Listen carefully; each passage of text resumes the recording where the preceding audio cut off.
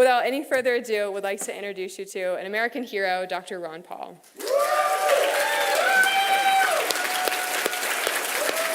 Hello there. Thank you. Thank you. Thank you very much.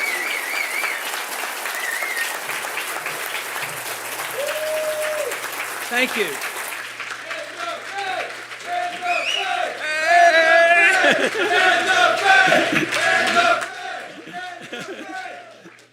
They told me there would be some friends here. Thank you.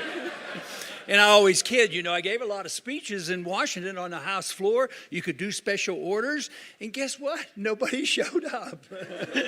And nobody applauded because Washington isn't where the fight is. I mean, we spend a lot of time talking about Washington, a lot of things going on. I spend a lot of time there. But really the fight is outside Washington. It's ideological, it's creativity, and it's the understanding of liberty that counts.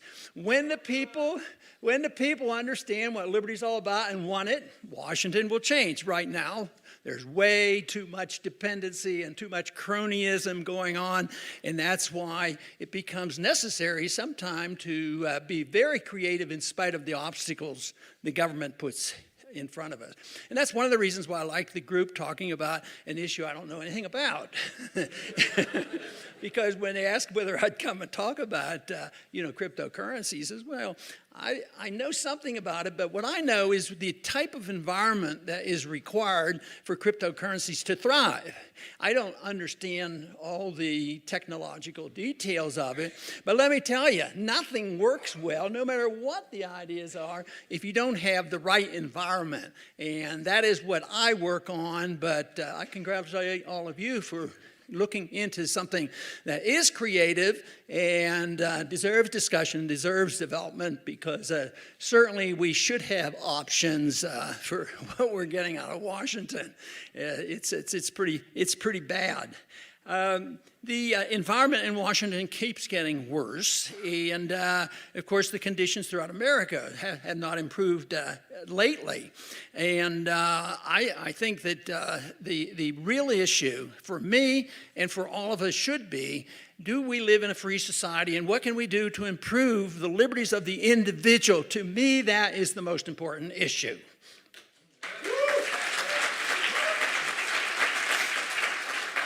You know, sometimes it's difficult to overcome the obstacles once you discover what's happening. Some people choose to move out, and I say to each his own, and I don't blame them, and I understand it. And others, like myself, we're in a position where we have family and other things, and that's just not in the cards. But I discovered that what we were doing was unsustainable way back in the 1970s, because I was looking into monetary policies and the predictions made by the Austrian economists in the 60s, and said the Bretton Woods had stupid pseudo gold standard to Bretton Woods would collapse, and they were absolutely right. It did collapse, and since that time, of course, we've had a lot of problems, and they're going to continue because we have drifted a long way.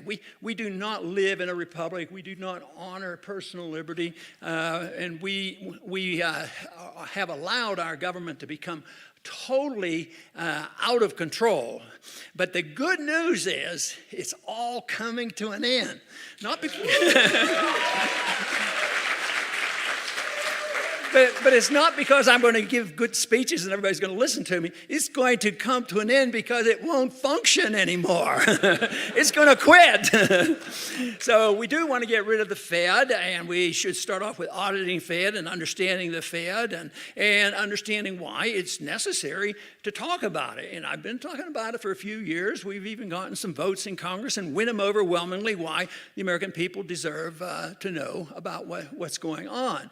But the Fed's going to end because it's going to self-destruct. It's a central banking, as we've known it, is historically new because it's worldwide. We have a single fiat reserve currency, and we benefit tremendously by it, and yet too many in this country think, including some of our leaders, thinks it's everybody else's fault. It has nothing to do with us living way beyond our means, spending money, running up debts, believing the Keynesians are right, that deficit and debt doesn't matter, and they keep marching on. You know, I was very much aware of the Cold War going on. And I tell people, because this is true, that when I was going through college, it would have been in the 50s, I remembered World War II and I remember Korea War, and they had an impact on me. And I never wondered about whether I'd be drafted. And I assumed I would be drafted. And that was one of the reasons I tell people, I said, motivated me even back then, and I thought I had a weaker position back then about being anti-war, but because of that, it motivated me to go into medicine, because I just couldn't stand the idea of a bunch of young people being called up by our government, going over and shooting a bunch of other people in another country for no good reason.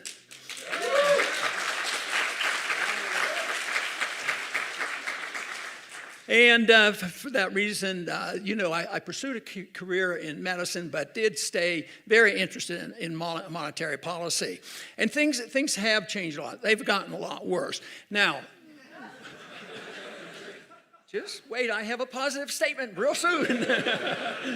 So, the conditions have gotten much worse, but the reason that I'm confident that things will happen is because there's an end stage to all these things. Thinking about the war and thinking about the Soviets, and I was drafted during the time of the Cuban Missile Crisis. Serious times, missiles off the shore, off the border. There was no time to debate how we contributed to the fiasco, but the missiles were there, and lo and behold, I got the draft notice, and I had to go. And that was in 62, early part of 60 and 63. And I was in the military. But the whole thing is the Cold War ended. By 1989, 1990, I read nobody that was understanding this and said, tomorrow, the next day, 1 year from now, the Soviet system is just going to melt away. And it was magnificent. To me, the melting away of the Soviet system was the most miraculous political event of the 20th century. And there were no nukes dropped. And now, just think of the energy that we put in to trying to get rid of a nuclear weapon that doesn't even exist in the various countries. I mean, we concentrate on it. They might get a nuclear weapon, so therefore we have to endorse this new thing called preemptive war, which is like endorsing aggression, because they might get a nuclear weapon someday. Back then, 30,000 nuclear weapons on each side, and it was all over because the system failed. But guess what? This system, no, you don't have to guess, because I bet you most of you know. This system is doomed to fail. You can't do it. And that can be a real blessing in disguise. We then will have a chance to rebuild. Now, when in Congress, I always argued the case for competition and free markets. I introduced a bill for competing currencies, and because the one that we have isn't doing so well, and I think that is what needs to be done. People need to prepare, and that's why I like a group like this. Not that everyone here is going to agree or I understand what you're doing, but I know you're energized, and the whole thing is that the freer society is, the more creative it is. And when you think about it, when you think of a group of people like this who are involved in this and trying to work this out, and even with our problems as this country, we still have remained ahead of a lot of other countries, but I think we're slowly going down.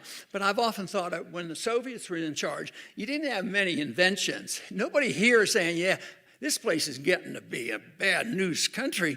I think I'll move to Venezuela. I don't think too many's going to do that. And another one might say, Zimbabwe. I guess we won't move there either. And I guess you shouldn't move to that other country, Chicago. Well, you better be careful there too.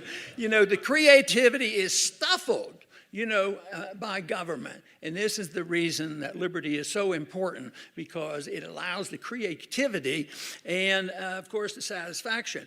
Now, in a society that is free, it is creative, solves a lot of the problems, everything's done voluntarily, and the history of the world shows that the freer society, the more prosperous it is, and the less wars that are fought. The freer it is, the larger the middle class is.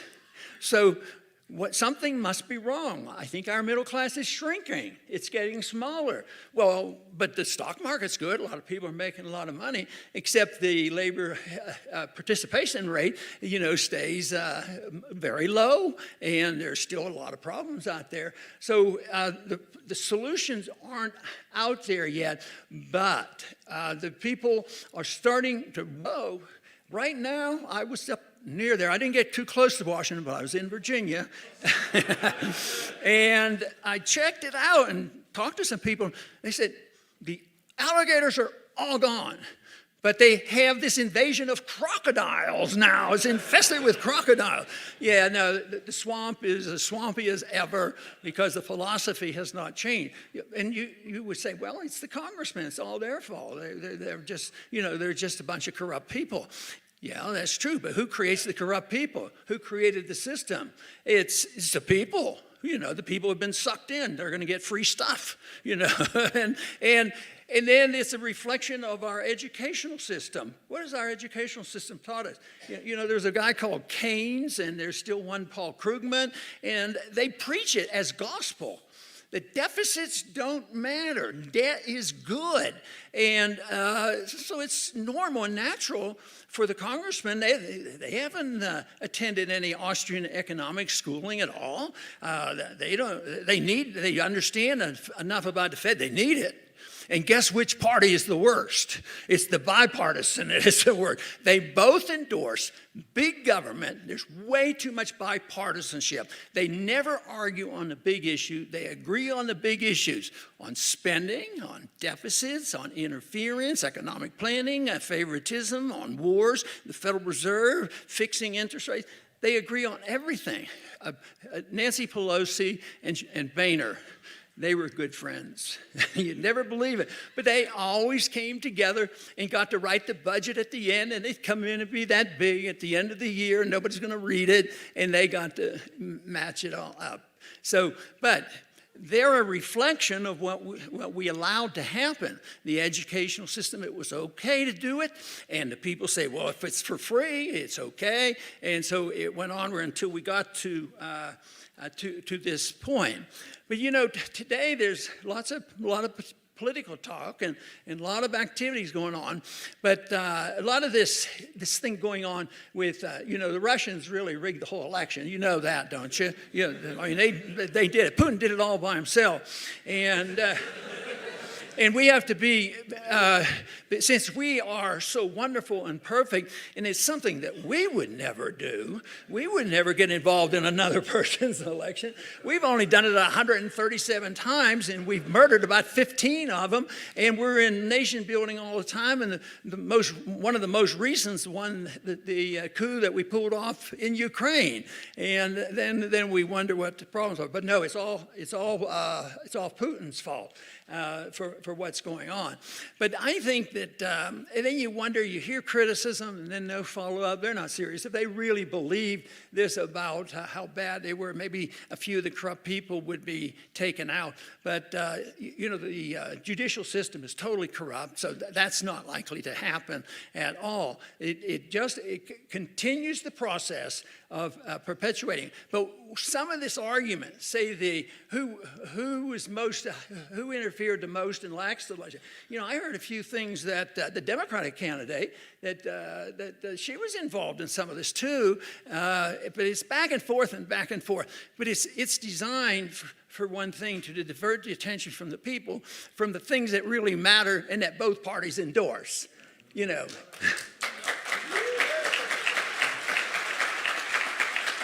Except for the few, and there's a senator or two that's with us on this.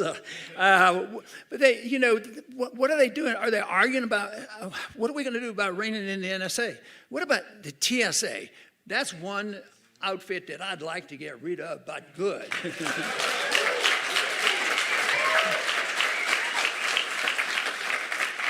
But they say, well, then it would be unsafe. No, it's unsafe now. It's unsafe now. And you lose all your dignity if you put up with going through that stuff. It's just really horrible. They don't talk about the overactivity of the FBI. What about the CIA? The CIA is probably one of the most ruthless, out-of-control parts of our government ever.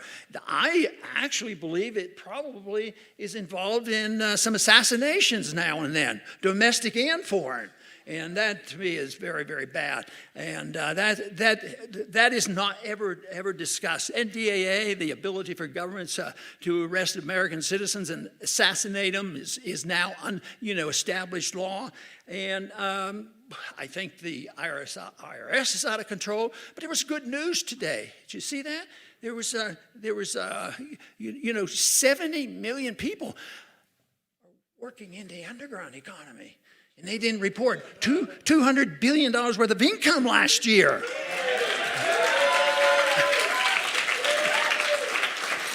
I used to read stories a long time ago. It was always Italy. They always had this terrible, terrible system of overtaxation. But Italy was doing pretty good. And they said, well, you got to remember, they automatically have a very good underground economy. That shouldn't be called, I don't know what the best word is, whether it's underground or black. It shouldn't be the black market because it's the real market,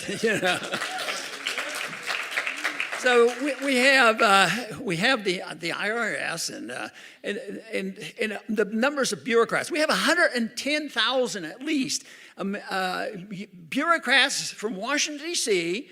That means that we do have a police state, and the founders didn't really want that, but they carry guns. So when people ask me, well, what about gun control? Are you going to fight for gun control? I said, you are absolutely right. I'm going to take guns away from all the federal government bureaucrats. They're not allowed to carry guns.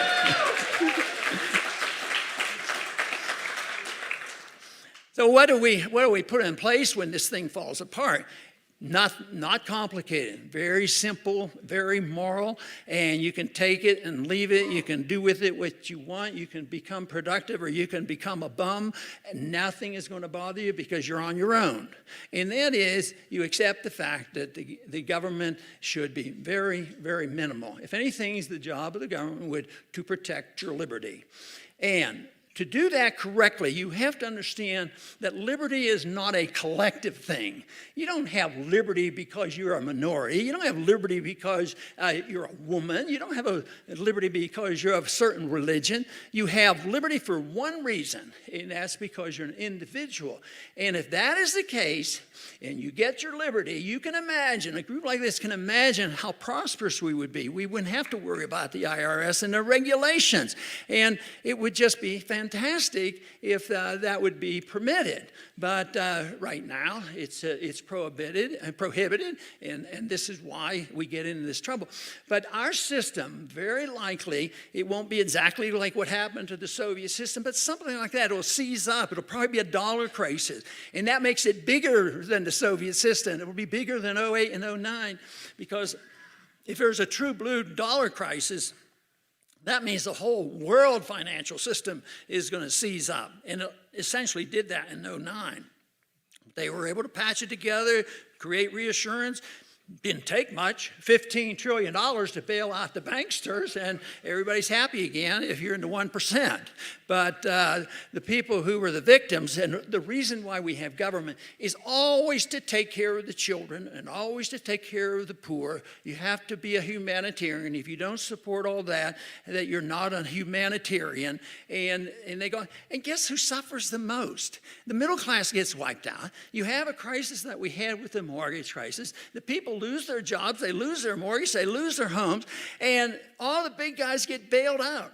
It is estimated, we can't get all the facts, but it was estimated that probably there was about $15 trillion churned by the Federal Reserve in secret without appropriation by the Congress. Congress, they authorized and appropriated probably $1 trillion or so, just peanuts, compared to what the Fed does. And the Fed is outside the law. The CIA is outside the law. The FBI is outside the law. The Fed is outside the law. So they do what they want. Congress Congress can't challenge it because the Congress needs the Federal Reserve, because the large majority of people in Washington, just like, support the war machine. Last week, it was just, 8 people or something in the Senate that voted against the biggest war budget ever. We have a military budget that is bigger than almost all the other countries put together. And Mattis was saying, after he made a proposal, Congress gave him more than he asked for. The president suggested something. The Congress gave him more than he wanted. And they're screaming and hollering that we're not going to be safe unless you get rid of the sequestration, because they're afraid it might actually work and cut back a nickel or two. And they're always fear-mongering, and that is where the power is. The power is in the corporations. And the tricky thing here, and I get involved with this a lot because I talk to a lot of liberal audiences, and they'll say, yeah, it's the corporations. All we have to do is rein in the corporations, take the money from the corporations, and transfer for the wealth. That is not that. That is not easy. Corporations, individuals, if you can go out and be one of those billionaires, fine and dandy. Matter of fact, you don't even have to be a humanitarian. If you want to put it in your pocket, you can, as long as you did it honestly. But I would suggest that maybe humanitarianism honestly done, people understand, if you're talking to somebody of a liberal persuasion and you're conservative, that you say, well, yeah, I agree with you. Some of these corporations are ripping us off, and those are the people who manufactures weapons. There's a big difference between people who make money and earn these bundles by being partners with the government versus the people who sell honest goods and services, and the voters vote them a success. And that makes a big difference.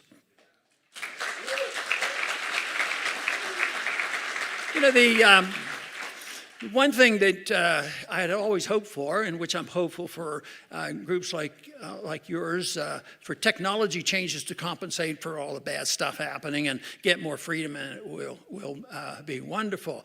I don't want the technology to be an arm of the government. I always thought, as the internet was coming in, boy, this is miraculous. Can I call this up this fast? I don't have to go to the library. This to me was fantastic. I use it. I have my internet program. I broadcast.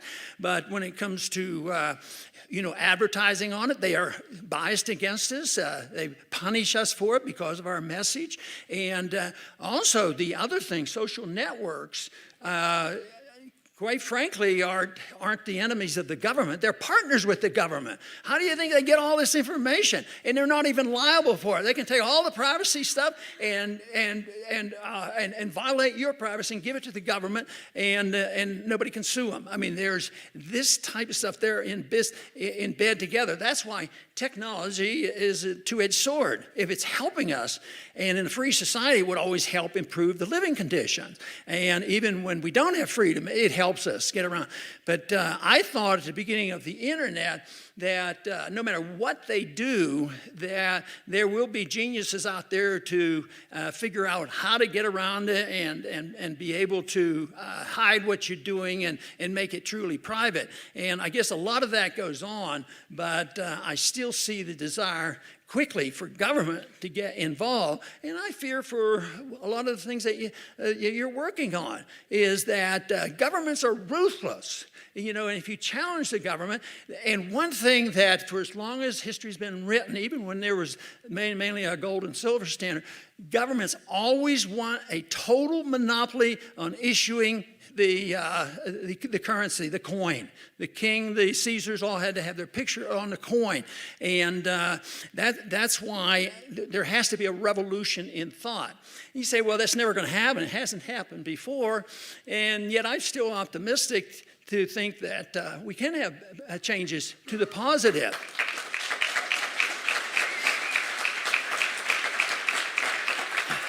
So, the world is very young. The world is not young, but humankind is very, very young. And and even the advancement of the cause of liberty is just in hundreds of years. It's nothing. I saw a statistic the other day, and they broke down the age of the earth. 40 billion years. Who knows? It's very, very long. And they said if you put that into 24-hour period, mankind's probably been around 11 seconds. So freedom has been around a lot less than that. So it's just a touch. And I think it's being refined and improved all the time. I think the economic understanding is better than ever before. And technology is improving. The big thing is it going to be used for good or is it going to be evil? I think that if an individual abuses it, of course, breaks the rules, and rules are very simple. You can do what you want, as long as you don't hurt anybody, as long as you're honest and you don't defraud. You can do anything you want, and even be what people consider selfishness and not humanitarian. What difference does it make? I happen to endorse the part where people should be generous. And the truth is when society is very wealthy, people are generous, and they take care of people. So it's just the whole idea of removing a source that is a thorn in the side of many, many people, many, many lives, many, many years, many, many countries, and that is the notion of government. And I've heard it said on the House floor. Individuals will come up to me, and I'll say, why are you voting that way? You know that's going to be negative on civil liberties and hurt so-and-so. And I remember very clearly after we were voting on the Patriot Act, and of course I voted no on the Patriot Act. And I was sitting next to somebody who always wants to be honest about things. I said, this is a bad bill. I know you didn't have much time to read it, but this is bad stuff. He says, I know. He said, but we have to, he says, I'd have to go back and explain to my people why I voted against the Patriot Act after 9/11. I said, well, that's your job. Go back and explain it to them. But so often I hear the statement, why they want to intervene is they literally actually believe people are stupid. And they won't take care of themselves. And there are some. But how come we allow so many of them to gravitate to government? That's what I want to know. They're all in government. At least when we have our freedoms, we make our own mistakes as long as we don't go crawling to our government to force our neighbors to bail us out. It's relatively restrained. But when those guys get into government and they mess up with all this good intention, it hurts so many more people, and that's what happens. But people don't have enough confidence and understanding, and I think there's an improvement in education. I think the web, education, I have a little program for homeschooling because I believe in it. But there's a lot of misunderstanding, and the current administration hasn't straightened out the confusion on some of the issues. Sometimes it adds to confusion. But, one place where I really believed we as libertarians were making good progress, and that was on the drug issue, the insanity of the drug war.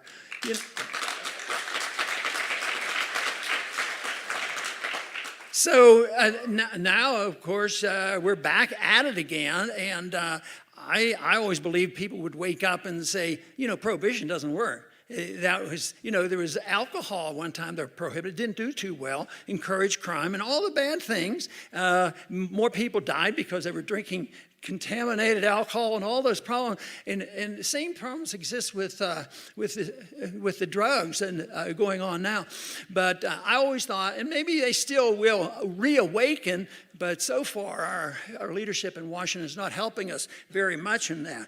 And that is also one of the excuses for the violation of our personal liberties and our civil liberties. But the wars are what are so ruthless on our civil liberties, because as we fight these wars, there's a war mentality which is constant and builds. Under war, you can't do this. We're at war, and after 9/11, we're at war, and therefore we have to sacrifice liberty. More people would come and say, Ron, you're wrong on this. These are conditions that are bad. This is the time you have to sacrifice your liberties to be safe. Well, governments should not have ever been designed, and they weren't designed in this country, to provide safety for us. They were there to provide liberty for us, and we would take care of our own safety. That would be the responsibility. So this effort of saying making us safe, that means that they will tell us what to eat, drink, how much to exercise, and the whole work. And then there's always an excuse to subsidize, the military-industrial complex to go about the world. And that is so bad. And I think that the Bush doctrine of switching over to preemptive war is very, very dangerous. And yet that's the case. That is going on. The efforts that are put forth now are really in shambles in Washington. But I am very encouraged. I get encouragement when I meet so many of you interested in subjects like you're dealing with, but also you realize and understand the issue of liberty. And many of you have helped me in campaigns and supported the presidential campaigns, and that to me is very helpful. So I do think that we're making definite progress. And, the other day when Trump gave his speech at the UN, he talked about the nation state. And that bothered me a bit. It doesn't sound too bad. But the nation state, and he claimed the nation state is necessary to elevate the human condition. And he's probably very sincere. That's what most people think up there. The job of the government is to elevate the human condition. And that means that the state is blended in with ethics and culture, and it all comes together. To me, it comes close to being a theocracy. So the government should not be doing that, because then, if they do that, they can't make people better and improve their character without destroying liberty. And every time they do one thing, and there's undermining of liberty and individual thing. That was my personal desire, to have enough liberty and get the government out of my hair to do what I'd like to do, and let me define what virtue really is. And excellence, if you're in technology, you want to have a free rein on developing excellence, And a lot has happened in this country. In the Industrial Revolution, there was a lot of great things that happened. But we have, we're not quite as strong as we were back then on the understanding of liberty. And I would like to see a better understanding of the responsibility of the individual. I think most people in here will have heard the name Bastiat. Bastiat wrote a great booklet back in the 1850s, and he talked about the seen and the unseen. But his whole message there was very simple. The book was called The Law. The law for him was a moral principle, and that is very simply. Because on moral standards, even then, back further, most religions teach it, they don't apply it to the government, that if you can't steal from your neighbor, and you can't hurt your neighbor, and you can't kill your neighbor, that government shouldn't do that either. Wouldn't that be a miraculous change? Wouldn't that be a blessing? So we should hold the feet to the fire, the people in politics, about them not doing anything we're not allowed to do. But you know what has happened? When you look at alt-right and cultural Marxism, this is violent stuff. This is getting out of hand. And they're all authoritarians, the distorted authoritarians on right, left, and middle. And I think they are the minority. But so often, I think they are reflecting the government. Government uses force all the time to get their way. And they've set an example. So if the government can do it, then it's almost like an endorsement for the people to go out there and cause a ruckus. If we don't like what's happening in Iraq and Iran, we go cause a racket. We change, governments all the time. And I think that's probably not something they consciously think about, but I think subtly that might have an effect if government uses violence all the time. So it's not a difficult thing to think about what we could use to replace what we have today. I believe it's going to end. It could be tough. It could get worse, before it gets better. But I believe we're in better shape now than ever before in understanding monetary policy and all the systems that we have today, more so. And therefore, we have to realize the government is a reflection of what the people are all about. And unfortunately, the reflection of the people, even if the majority are against the war, too often the people in the leadership positions who are the demagogues and who are doing all the propaganda, the people in government, the people doing movies, the people writing the articles, the people in the media, all of that endlessly. And they can convert a lot of people who are doing this. Like before the Iraq war, the statistics showed that American people said, what are we going to go to war for that? And then for 6-8 months, it was pounding away. Saddam Hussein, he was part of 9/11, and he has a nuclear weapon, and he's going to bomb us. And the people finally caved in, and they gave gave support for him. So this is, so the battle, I think, is in education and getting people in the right places to get a message out there to get people to come our way. And you say, well, that's still a big job. How are you going to get 51% of the people to do that? It has nothing to do with 51%. They don't start off with 51%. They start off with key people in the key places, and they convince the 51% of the people to go along with it. And then they go and they support it.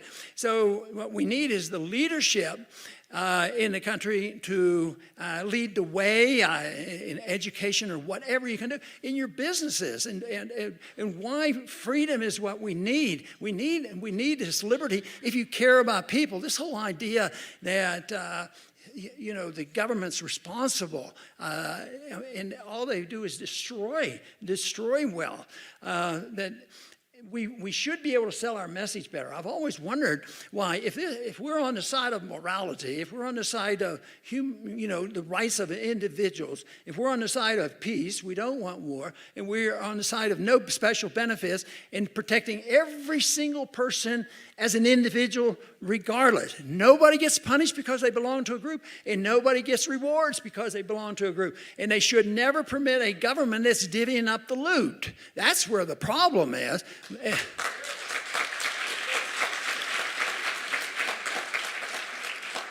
But the odds are that in the not too distant future, everybody wants to know, when's this going to happen, when we're going to have this opportunity? I don't know. I don't think anybody knows because, it seems to be held together by a confidence factor. A confidence factor is important. Matter of fact, when you have a currency that is on its way to being destroyed, it's conveyed by the perception of it. The perception of the dollar is still the strongest. We still have the most wealth. We still have the strongest military, and we're still printing more money than ever before. So there's some laws there that say they can't last. But you do not know exactly when the perception and the run on the dollars runs on banks and things have been around for many, many years because it's a confidence factor. I mean, the problem, when there's a run on a bank, they get a message and everybody panics and they want to go out. But the problem was developing over a long period of time. So something like that will happen. There will be some foreign policy event or some economic event that will cause great chaos. And then I think it's survival for all of us to make sure our liberties are protected and that we can, put it back together. And it won't be put back together with what we have in Washington. There's no doubt about it.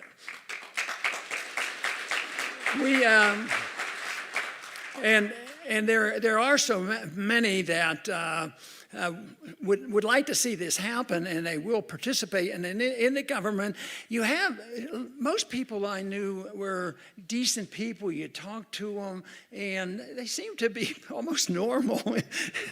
And Doug Casey wrote something in his letter one time, not too long ago, and I found fascinating because it made me stop and think. He was talking about a candidate that was running against Trump this last go-around, and he was talking about this woman that was running for president, against Trump. He said,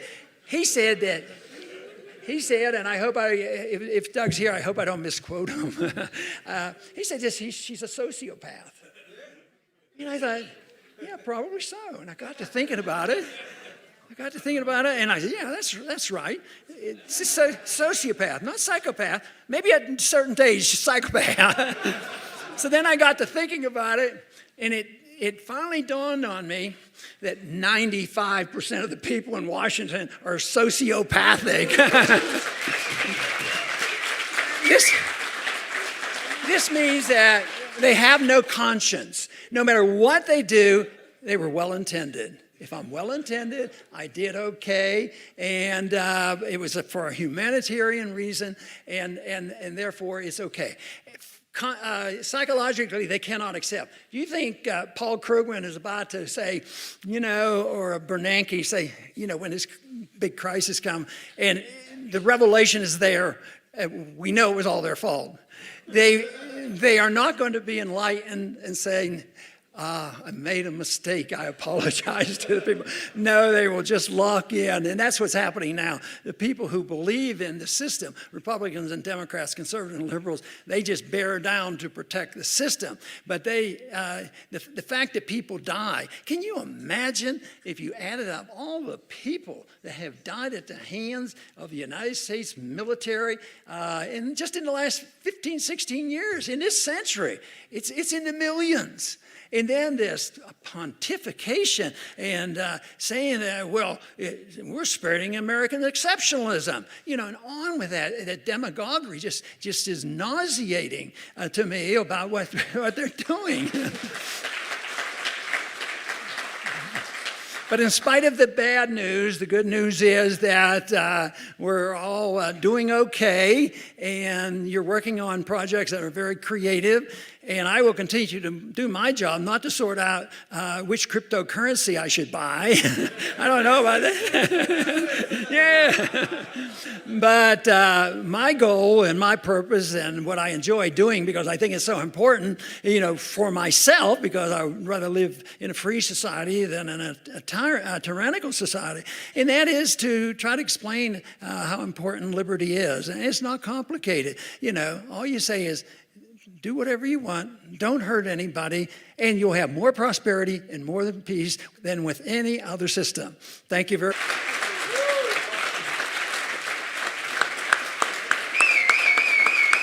Big hand right now for the person that made this all possible. John?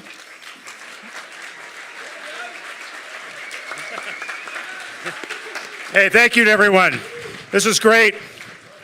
Starting with Judge Napolitano and ending with Dr. Paul. I think we can't ask for more. Great. And so many of you in between. Great.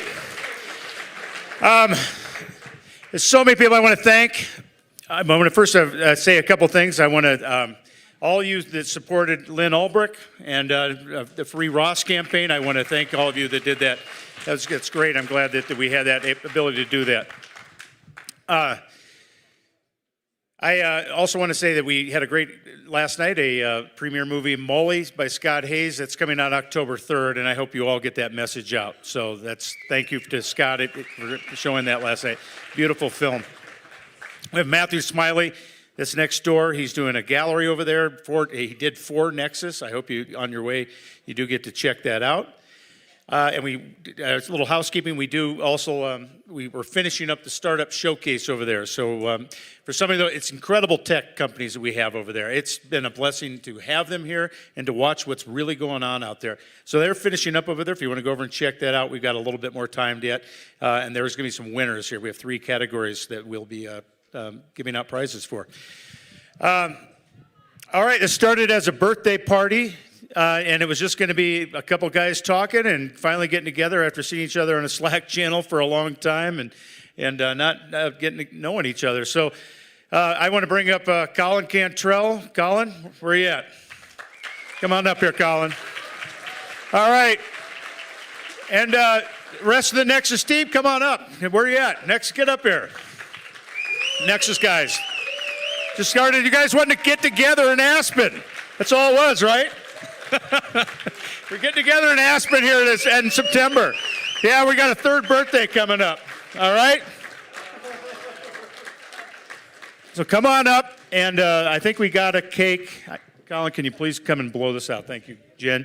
And Jen Hammond, please give a hand for Jen Hammond and the rest of the crew. It's been incredible. Thank you. It's also, I got to say again, it's my dad's birthday. You saw him out there playing. He played all week. He turned 72 today, and happy birthday. Happy birthday to Nexus. That's it. Thank you very much.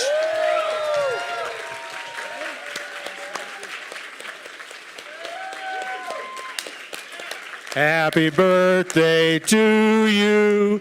Happy birthday to you. Happy birthday, dear Nexus. Happy birthday to you. And many more.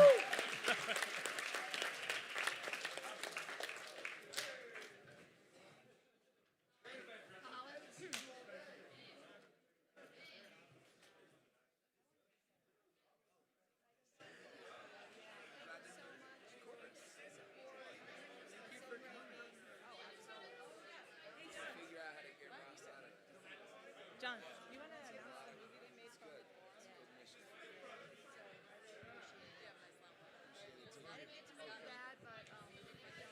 Hey, everybody, one more thing. We're going to Bootsy Bellows tonight. You really should come out. Scott Hayes made a movie specifically for this conference, and he's showing it tonight. So please come on out. And then we also have Foster the People. Foster the People are there tonight doing a DJ. So come on out, enjoy yourself, go get something to eat, hang out, and we'll see you tonight. Thank you.